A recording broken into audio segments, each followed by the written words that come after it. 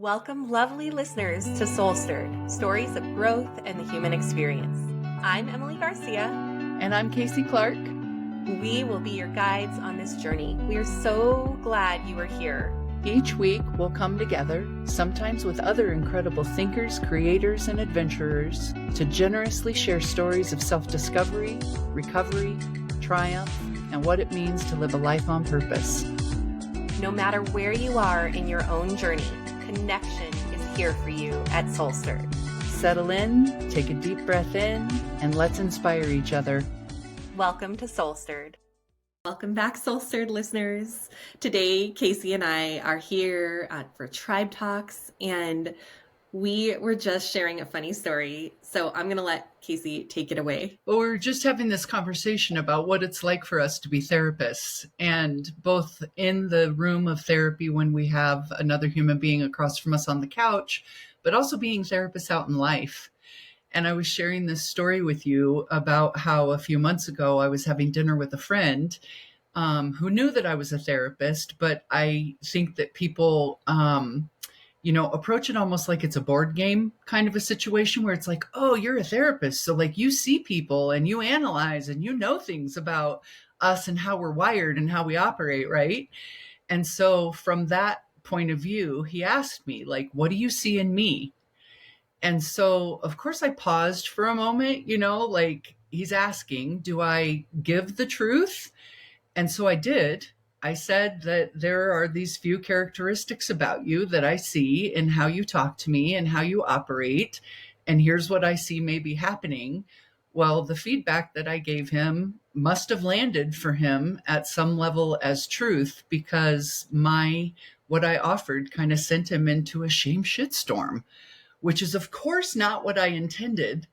But I wonder what this is like for you, because it happens for me a lot, both in like personal relationships and also sometimes in a professional setting, where I am able to, I don't know how to put it other than to say, like, see the truth, see what's trying to happen or what is happening in a person, and then I'll feed that back to the person. And based on the response I get, I immediately have this feeling of like, maybe I shouldn't have said what I see, or not so honestly or so transparently. Like, I feel like there's a responsibility to it for me, where I need to deliver the messages in small doses to see how much of the truth the person is actually willing and ready to hear and take in. Because I guess if I really own it, it's like my superpower is that I see the whole truth. But then what I need to hold with responsibility is how much of that I give away based on the person's readiness to hear it. Yeah. What's this like for you? You don't want to ask a question if you don't want the answer. Right. This is like, when I was pregnant with my daughter, I went to the OB, and I think it's like around 13 or 14 weeks, you do all that genetic testing. Mm-hmm. And that's when you find out if your child has a chromosomal difference or if there's anything genetic that could happen. And the OB said to me at the time, you need to be prepared. Don't ask this question if you don't want the answer. And I remember thinking, why wouldn't I want the answer? You have to prepare. Right. If your child is going to have any kind of birth defect or chromosomal, extra chromosome, anything. And yet, if you're not prepared for the answer, don't ask for it. Yeah. And so it's funny that your friend asked you, because he clearly did not want the answer. And I think he only wanted the answer if it was like good what news. He was hoping it would be. Exactly. Yeah. Well, and isn't that funny? This happens to me all the time, where the vulnerability it doesn't live in the question. It lives in the response to the question.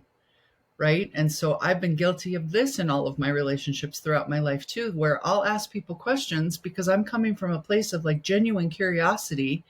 And then they'll react to me and go, I can't believe you're asking me that. Like, that's really personal.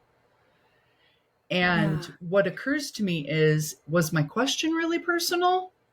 Or is the answer to my question where the really personal part? It's like you with your OB and the genetic testing, right?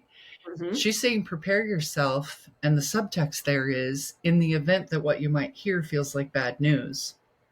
Yeah. And you may have been asking the question, hoping that what you're going to hear is good news, an Yes. affirmation that your baby is healthy and fine, Yeah. right? Which is why we ask. Mm-hmm. But I will say this, I've had so many people say, "Oh, you're a therapist. Oh, you must be analyzing me." And I'm like, "I'm not analyzing you." Mm-hmm. But then I've had moments in life where I go, being a therapist is it's part of who I am and how I see the world. Mm-hmm. And so I'm always thinking about, like you said, the bigger picture and Yeah. thinking about things outside of the moment. And, well, why did they respond to me that way? Or why did they act in that way? And I don't see it as myself analyzing them, but just that I feel like I can see something bigger, Yeah. Yeah. and it's not out of judgment. Exactly. And that's the thing, is what one person calls analyzing, I might say what I'm really doing is seeing you. Yeah. I'm really listening to you and Mhm. seeing into you, likely in a way that maybe no one else in your life ever has. And that is what's uncomfortable. Yeah.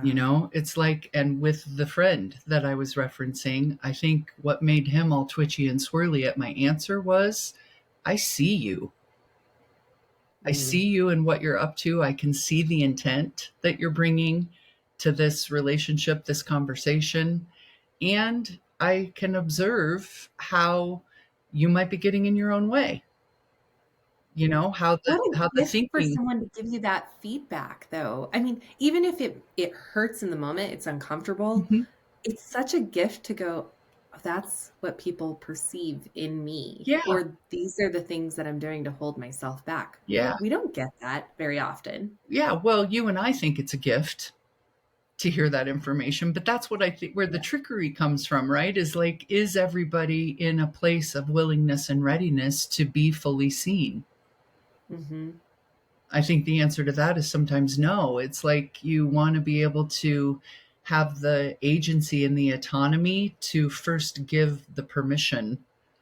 Right. That's the part that I think gets left out in a personal relationship that we have with great clarity in a therapeutic relationship, is the Mhm. person has employed us to see them, to be a mirror for Yes. them. They've made the choice to say, come, let me show myself to you and give me feedback about what you see back to me. In personal relationship, we haven't created that kind of contract.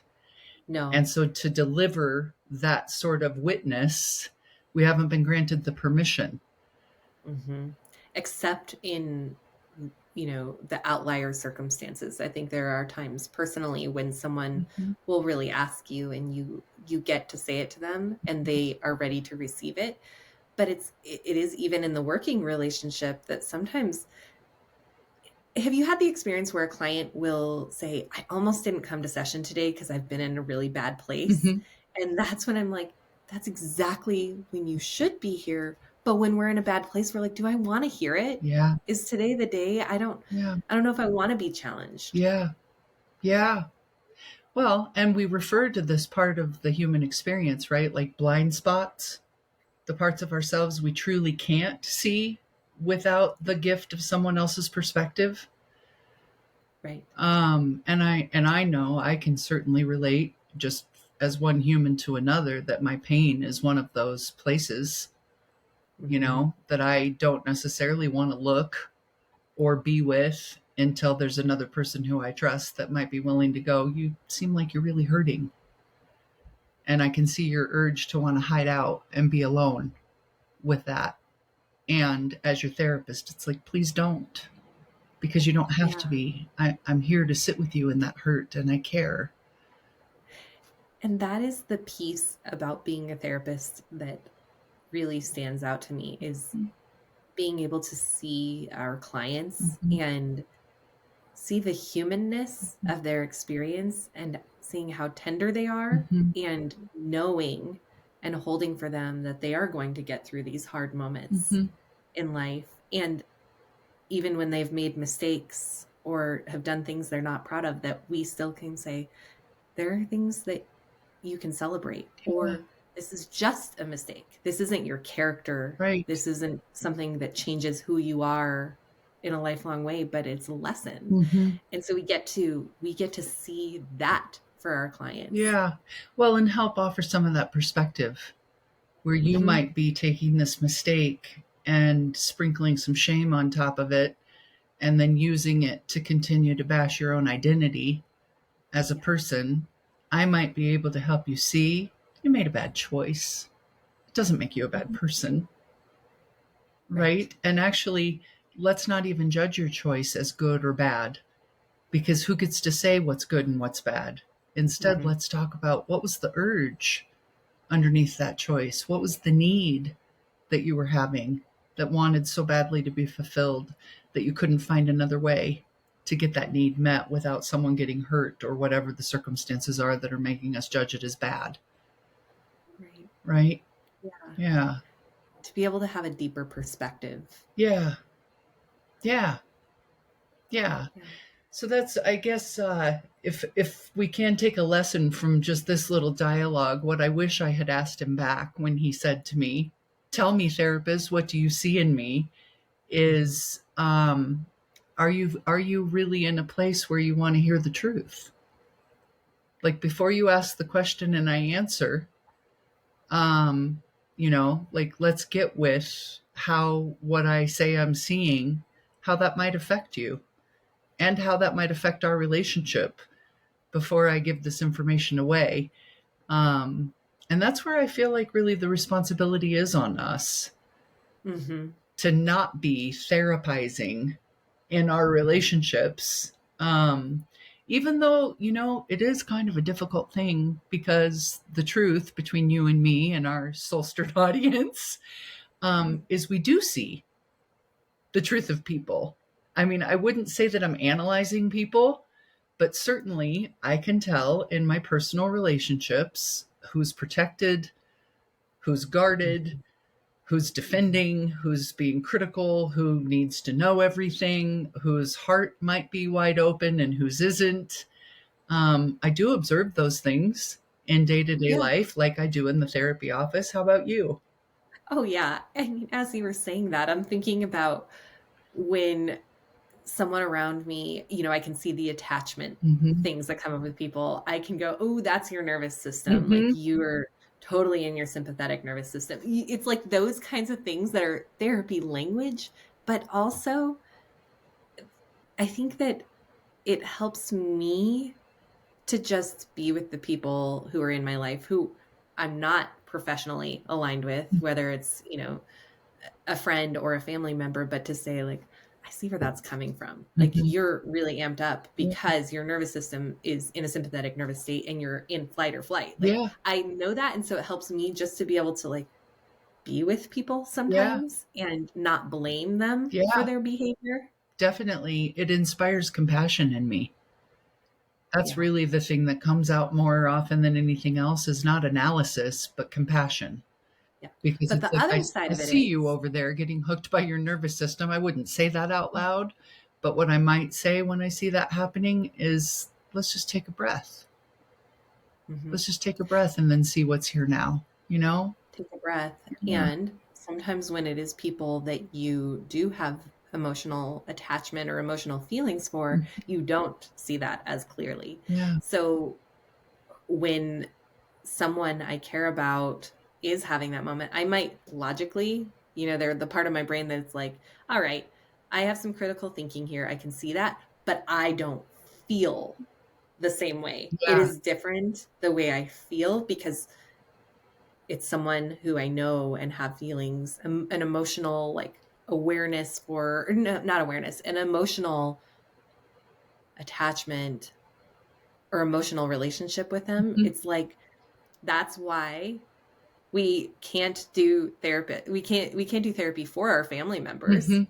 because we wouldn't be effective. I Mhm. mean, not only is it unethical, but we wouldn't be effective. It's just Yeah. we have to have separate people who can give us some logic. Yeah. And my husband has said to me at times, like when I'm struggling as a parent and I'm like, I don't know what to do. And I used to work with kids. He'll say, well, what would you have told your families you worked with? And I'm like, I don't know, Yeah. because I'm in the emotion of it that I don't see it. Yep. I need someone on the outside to say, Emily, this is what's happening. Yeah. And then I can go, oh, okay. Like I know that, but I don't know it when I'm emotionally involved. Yeah, precisely, because distance, Yeah. right? There Hmm. needs to be a little bit of emotional distance between you and the other person in order to be the voice of objectivity.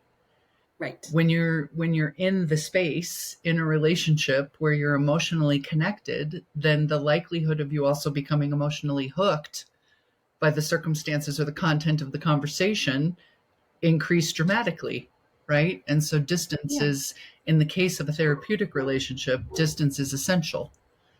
Yeah. And then in the case of an emotionally connected relationship, it's also essential not to be in the therapist role. Yes. The example that comes to mind for me is when I have a client who is sitting across from me in the therapy room and they're talking about struggling with communication Mm-hmm. with their spouse. Mm-hmm. And this is a common thing. I can so clearly see the dynamic. I can see the needs. I mean, their spouse isn't even in the room. I don't know their spouse or their partner, but I can go, well, I'm guessing this is where they're coming from and this is where you're coming from. And the most effective way to communicate is, and I can give the steps. Uh-huh. When I come home into my personal life, I sometimes I'm like, what are the communication techniques? Yeah. Because I am in the emotion. Yes. Yeah. Emotion is a blurry thing, right? Yes. It can blur our sight, so to speak. Because feelings, they come and they sort of drop in, right where logic or objectivity wants to be. And it is Mhm. difficult to see through it. It's like a windshield filled with frost, Yeah. right? I want to be able to see the road, and there might be like a tiny little opening where the defrost has started to clear a space, but the frost is still covering the window. And until that feeling gets felt so that it can move and clear, it is the lens that we see through. That's it's we Yeah. are we are we are made up of thoughts, feelings, and behaviors. And I think where we get so tangled up in life so often is we think we are thoughts and behaviors. I'll think a Hmm. thought and then I'll go do a thing. But we leave that third sort of branch of the tree off, which is where emotion lives. And that to me is the whole, like that's where the human experience happens. Yeah. You cannot get to connection without feeling. Hmm. Thoughts and behaviors are just that, thoughts and behaviors. The thing that connects them up and gives them meaning is emotion, Yeah.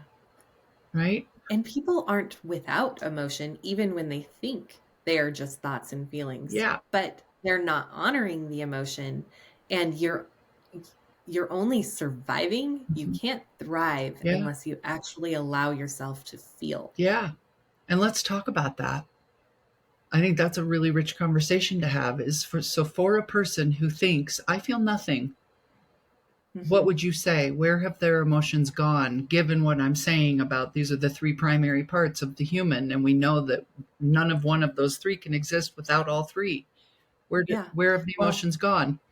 there's been lots of numbing, and the visual that I always have for this is like you have a black trash bag Mhm. inside of you, and there's something that you don't, a feeling, and usually it's the negative feelings, but sometimes people have trouble with anything we would deem positive, Mhm. but they stuff it down and they stuff it down Yeah. and they stuff it down and they stuff it down, and then eventually that trash bag fills up, and there's a random moment and people explode Yeah.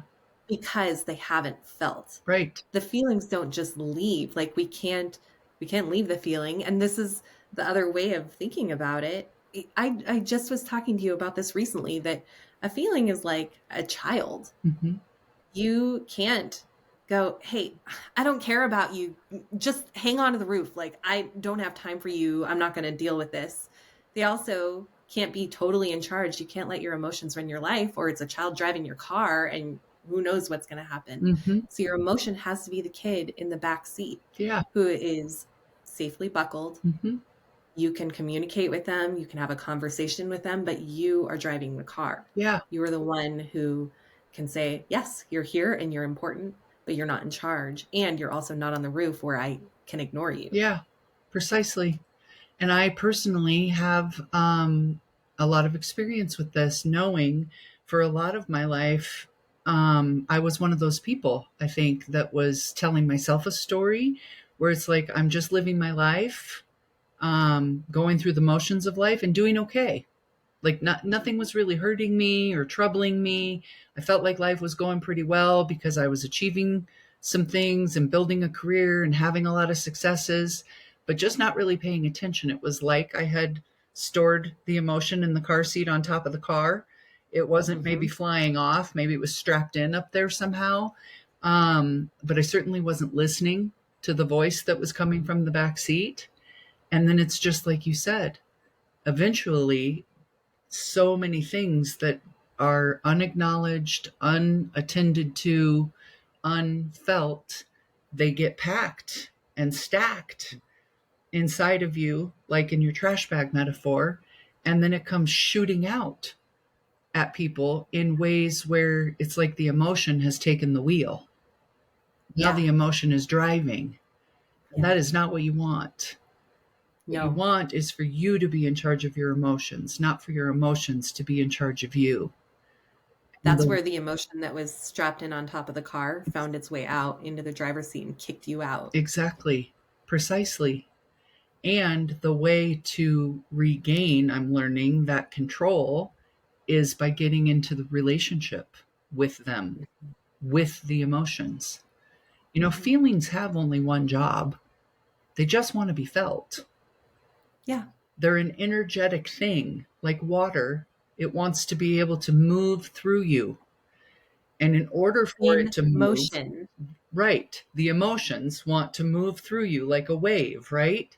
In Mm-hmm. order for that to happen, they need first to be acknowledged.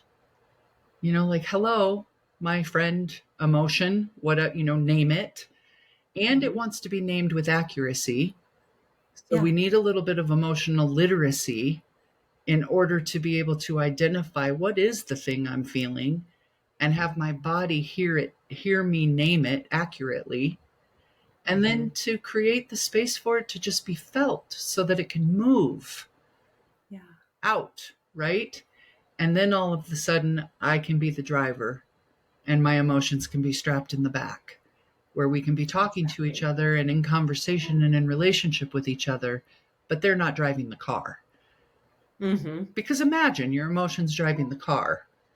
That's pretty They're terrifying. banging into guardrails and crashing into restaurants and sometimes going off the road and toppling Running things people over, over. running Yeah. others over. It's a really dangerous way to live. Yeah. And putting you in danger. Yeah. Yeah. Well, relational danger and maybe also Yeah. physical danger. Um, Well, it's kind of, I mean, I said it in a small way, but when I come home to my family, if I'm in emotion, I can't see things the same way. And if our emotions are completely in charge, we are in danger because we are not seeing clearly. We have to be able to go, what is that feeling? Where is it in my body? And what is the thought? Because sometimes our thoughts are related to the feeling, but it's not accurate. Like if I'm feeling anxious, I start to go, I can't do this. It's too much. I'm overwhelmed. mhm. And is that true? Yeah. No, I'm feeling anxious. Yeah. And I have to zoom out from the thought and go, well, actually, I'm feeling anxious Hmm. and I'm going to take a moment. Yeah. I'm going to give myself some time to breathe. I can do this. What do I need to do right now to slow down? Hmm. Yeah. And again, we're back to talking about distance and the importance, the gifts that we can discover and mine for in a little bit of distance, right?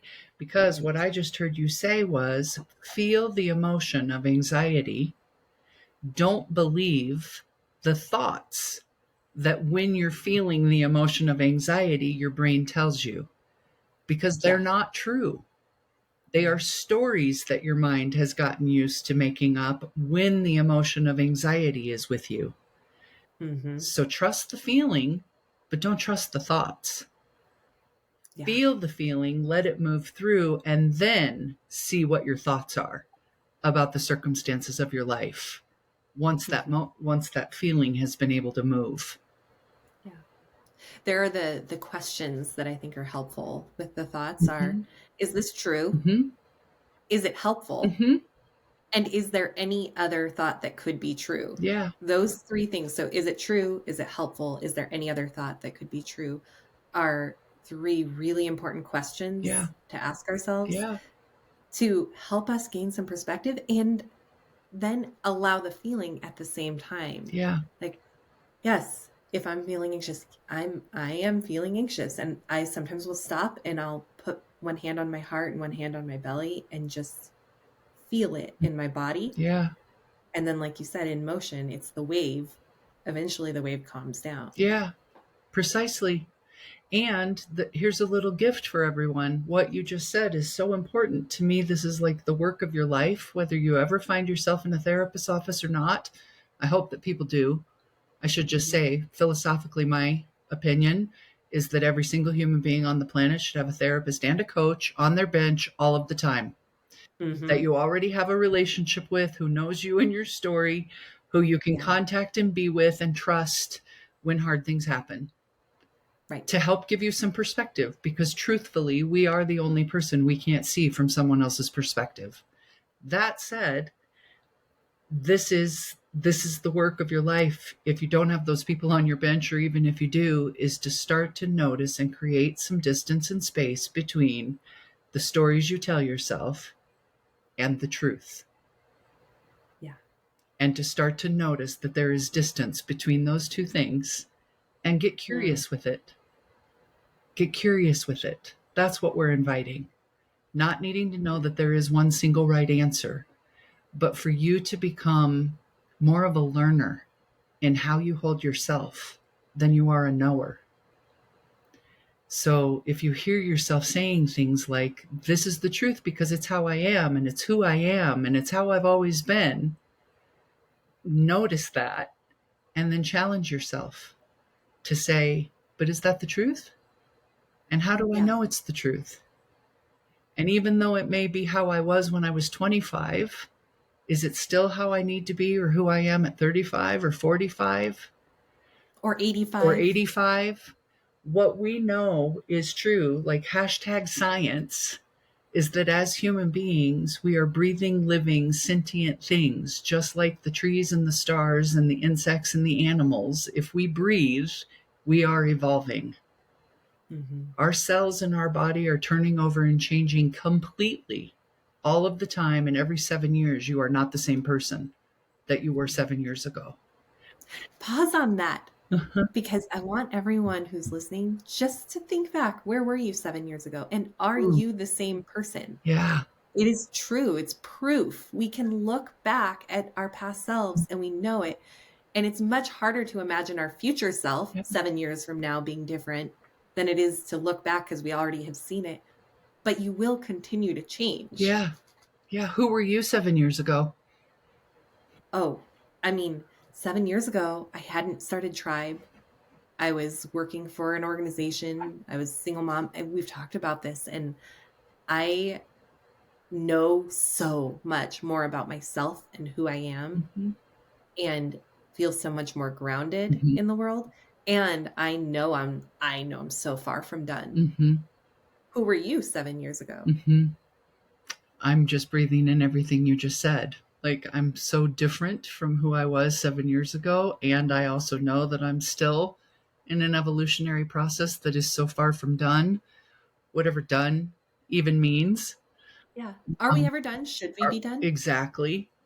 Yeah, no, I don't think so. I think the process of life has the process of evolution continuously happening. Mhm. And then I think the choice that we have is whether we are on a path of ascension or descension. Mm. You know, are you changing and growing and becoming, getting closer into relationship with your higher best self?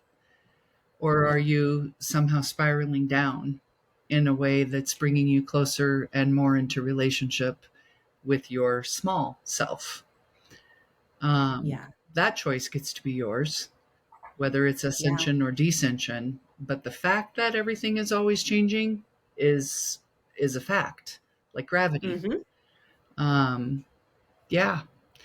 like you, 7 years ago, um, I I think I was in a place in life where I had really maybe satisfied some of my what I would call exterior roles.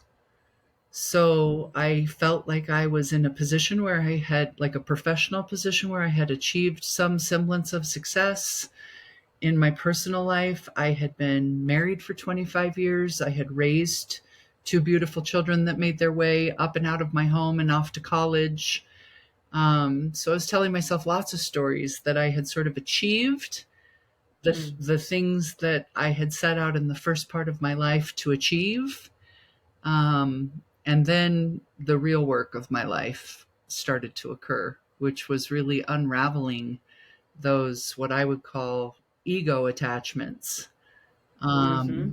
to allow for a breaking, to break myself open so that the soul of this person, me, could emerge. And I think that's what the work I've been up to for the last 7 years is, like, Mm. breaking down the way I identified myself through the roles of my life and the successes and achievements of my life, so that the real purpose of my life could emerge. Yeah. Hmm. So you can be in purpose, Yeah. on purpose. Be on purpose. Yeah. Yeah. Yeah. And become more true to an internal sense Mm-hmm. of what is right and connected and grounded and whole. Um, Which is not your ego. Our right. ego is happy with all the external Hmm. things, and your true self is the part of you that goes, well, what is going on inside of me? What do I really, really need? Yeah. Yeah.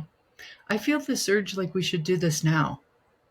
Mm-hmm. Check in with ourselves and tune in with ourselves to see if we can find what is going on with me. In other words, emotionally, where are Yeah. we right now? I wonder if we should just model this a little bit to bring down what we're talking about into some personal Yeah. relativity for people who might be listening. What do you think?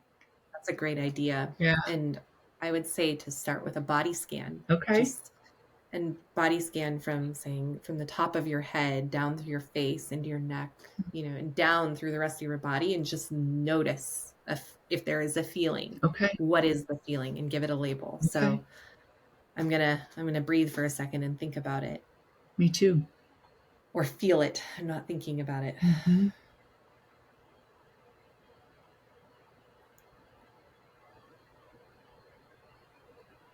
I can feel in my heart Hmm.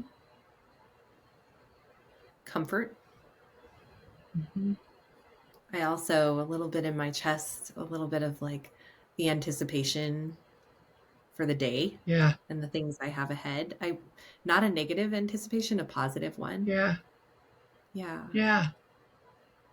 What Similar. about you?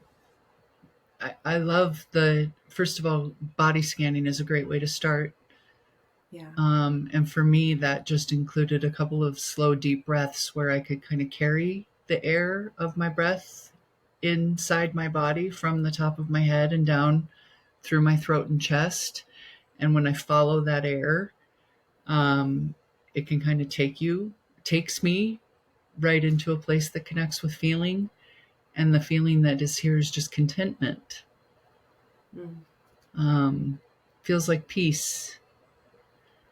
And from there, I do notice the beating of my heart, and that it might be beating in a way that's a little more rapid than normal, maybe because we're recording a podcast, maybe because I also have a really full stack day. Um, After this, I'm going to go coach a leadership team, and then we're going to come back together and record another episode. And then I'm playing pickleball, and I need a lot of things to really go right today. And so I think my heart is beating around that, not in an anxious way, but maybe like an anticipatory. Yeah. Similar to me. Yeah. Yeah. So it's like contentment and anticipation. Yeah. Yeah. Awesome. It's good to notice what we're feeling. Yeah. Yeah. So, Soul Stirred listeners, we're going to leave you with that. There are a few things that we talked about today that I think are really helpful, but do a body scan. Mm-hmm. Slow down, close your eyes, just tune into your body, take some breaths and notice. And then notice where in your body, notice what you're feeling. The other things were picture yourself 7 years ago and how you've changed. Notice and celebrate how much you've grown Mm-hmm. and give some acknowledgement to how much more you will grow. Yeah. And then the third thing was notice your thoughts, and are they the story or are they the truth? And just be aware. Yeah. Have All fun right, with everyone. this. I love this. Yeah, Yeah. me too. Have a great day. All right. We'll see you next time. Take good care of yourself.